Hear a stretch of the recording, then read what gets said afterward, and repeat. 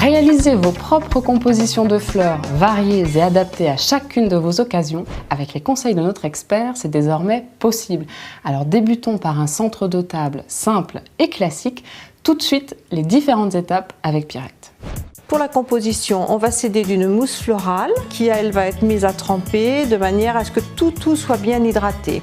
Alors, pendant que la mousse s'hydrate, on va s'occuper de notre coupelle plastique pour la rendre plus attractive.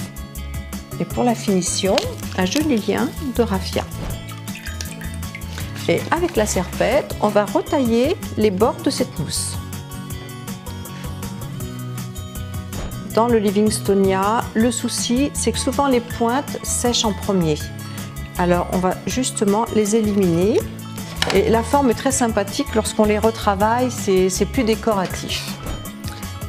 Piquez très proche de la coupe, en inclinant vos feuillages très légèrement vers votre table.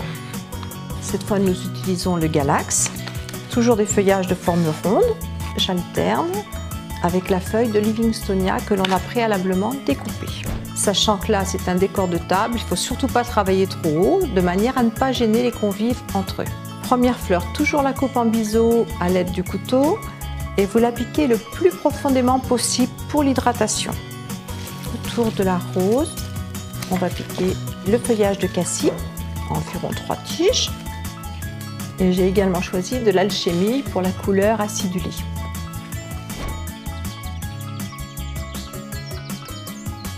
Pour obtenir la forme ronde, la première rose est piquée toute droite dans la mousse.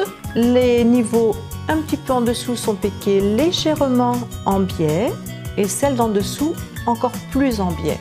C'est ce qui va permettre d'obtenir la forme ronde. La réalisation est terminée. Je n'ai plus qu'à décorer la table. L'harmonie est parfaite.